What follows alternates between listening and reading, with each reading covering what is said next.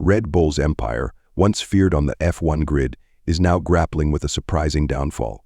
What went wrong with the RB 20, and why couldn't it match the success of its predecessors, the RB 18 and RB 19? Red Bull's veteran strategist Helmut Marko thinks he might have found the answer. But here's the twist: it's not just about their cars. It's about internal turmoil and outdated technology holding them back. The championship is slipping away, and as the final 6 races loom large, the team faces an uphill battle. Marko believes the source of Red Bull's woes lies within their outdated facilities. Yet that's not the full story.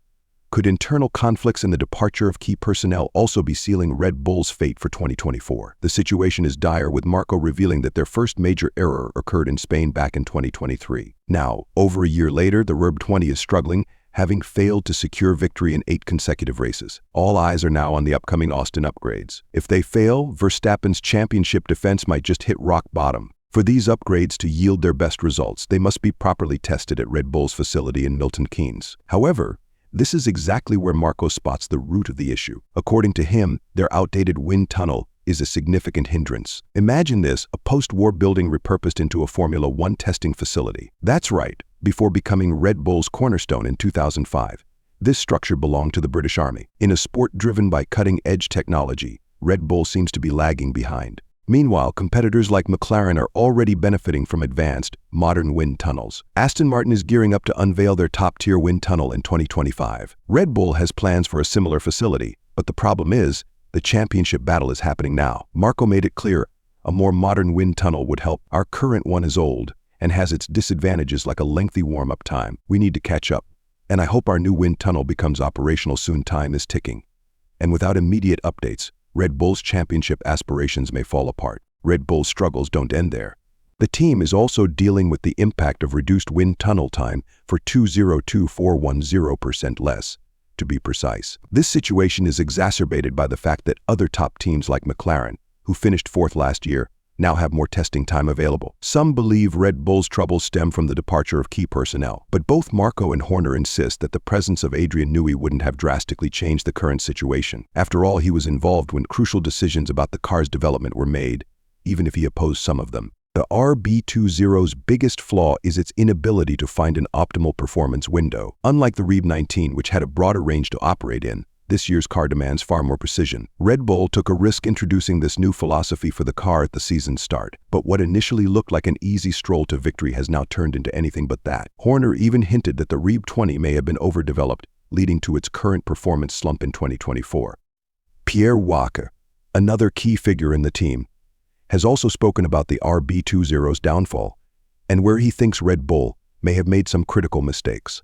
He echoed Marko's concerns regarding their wind tunnel, saying, "We're using quite an old wind tunnel, and it can be linked to our reduced capacity due to our position in the championship." And the aerodynamic testing restrictions Wake also pointed out that this is the 3rd year running with the current regulations, suggesting that the team may have hit a wall in terms of development. But there's another piece to the puzzle: timing. Red Bull's decline seemed to align with the Miami Grand Prix, raising questions about whether Adrian Newey's departure played a role. Newey left because his involvement with Formula One projects was reduced, and he was reassigned to the RB 17 hypercar project. Although he found joy in this new role, it wasn't his main focus. His move to Aston Martin made it clear that Newey was far from retiring. According to Marko, internal conflicts within the team significantly influenced Newey's decision to leave. Adrian himself stated that he dislikes working in an environment where there's confusion about the chain of command. Within Red Bull, internal power struggles between Horner, the Thailand-based shareholders, and Marko's faction, which includes the Verstappen clan and Austrian shareholders, exposed the team's vulnerabilities. This chaos led to a ripple effect,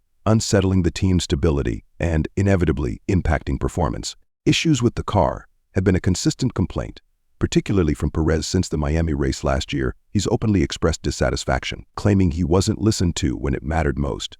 He was utterly outperformed by his teammate, who managed to secure victory starting from P9 on the grid.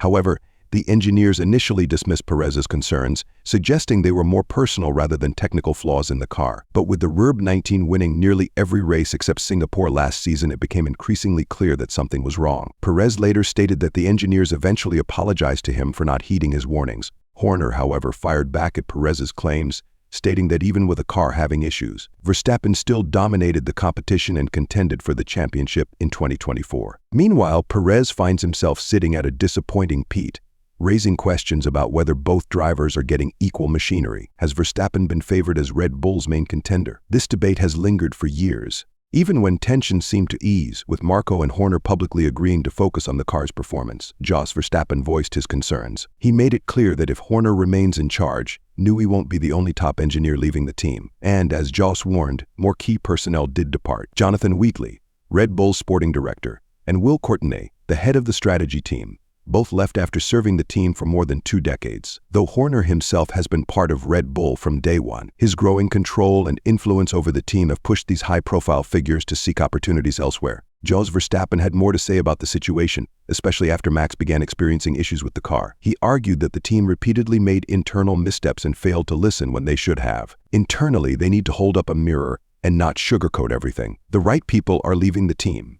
It's serious, and Max will not be satisfied with a car like this, Jos remarked. Marko initially brushed off Jos's outspoken nature, but soon acknowledged that Red Bull's future now lies in Horner's hands. The team's principal must steer Red Bull back on track, not just to outperform McLaren in the remainder of 2024, but to dominate into 2025 as well. If the current development race is any indicator, the 2025 season could be one of the most fiercely competitive in recent years, with as many as 8 drivers vying for the championship, depending on who secures the second seat at Red Bull. Horner, though, remains optimistic. He believes that Red Bull has all the resources it needs to move in the right direction under the current regulations. After the Grand Prix in Singapore, where some upgrades were partially tested, he assured fans, there will be a lot of late nights in Milton Keynes to ensure Verstappen can fend off Norris in the championship defense. Considering all these elements, it's hard not to wonder, is Red Bull's downfall purely due to an outdated wind tunnel? Or is it the result of deeper internal conflicts tearing the team apart from within? The RB20's struggles seem to be a mix of technological setbacks and power struggles that have forced key personnel out the door. But is it too late for Red Bull to recover?